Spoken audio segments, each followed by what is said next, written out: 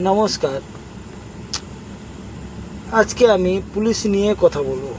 মুখ্যমন্ত্রী যিনি বলল 15 বছরের বেশি গাড়ি বয়স হয়ে গেলে গাড়ি চলতে পারবে না, ঠিক আছে। থানার গাড়িগুলো তো 15 বছর কেন 20 বছর 25 বছরের গাড়ি চলছে, ওইগুলো কী হবে?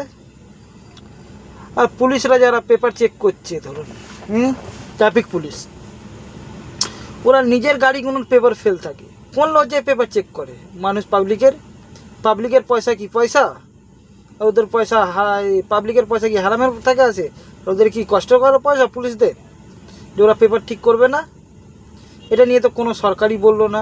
আগের সরকার মমতা ব্যানার্জি 15 বছর ছিল, উনি যেহেতু নিজে পুলিশ মন্ত্রী ছিল, উনিও কিছু বললো না এটার বিষয়ে, যে হ্যাঁ পুলিশরা তোমরা কিন্তু পেপার ঠিক করে চলবে, তারপর পাবলিকের পেপার চেক করবে। এবারেও তো সেম হলো। 15 বছর পরে শুভেন্দু অধিকারী, যিনি বিরোধী দল নেতা ছিল, উনি পুলিশ মন্ত্রী নিজেই আছেন, ঠিক আছে। আর অনেকগুলো পোস্ট নিয়ে আছে, এক একটা মানুষ তো হাজার একটা পোস্ট নিয়ে বসে থাকে, বলা যায় না ওদের কেন, দেখবে কি করে? তো শুভেন্দু অধিকারীও বললো না যে হ্যাঁ পুলিশগুলোর পেপারগুলো আগে ঠিক করো, তারপরে পাবলিকের পেপার চেক করবে কেন? আর শুভেন্দু অধিকারী যেটা করলো, যে 15 বছরের পরে যে গাড়ি চলতে পারবে না, ঠিক আছে, পাবলিকের গাড়ি চলবে না, পুলিশের গাড়িগুলো কী হবে? 25 বছর 20 বছরের উপরে গাড়িগুলো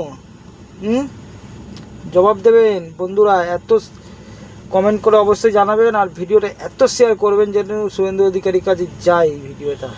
উনি তাহলে ওনার একটু ব্রেনে থাকবে যে না, পুলিশেরও গাড়ির কাগজগুলো ফেল থাকে। কেন মমতা ব্যানার্জি এতদিন তো কিছু বললো না, যদি ইনি কিছু করতে পারে, এত তো ভালো ভালো কাজ করছে, এটাও একটা করে দিক। কেন পাবলিকের যখন পেপার চেক করে না, উল্টে যদি পেপারটা ওই পাবলিকের হাতেও অ্যান্ড্রয়েড ফোন আছে, যদি ঘুরিয়ে ওনার গাড়িটার পেপারটা দেখিয়ে দেয়, উনি লজ্জায় হয়ে যাবে, বলে আচ্ছা আমি জানতাম না, আমি তো ভুল হয়ে গেছি, নাকা সাজতে শুরু করে দেবে। ধন্যবাদ। কলকাতা পুলিশকে বলছি, বা অল ইন্ডিয়ার পুলিশকে, আপনার পেপার আগে ঠিক করুন, তারপরে পাবলিকের পেপার চেক করবেন।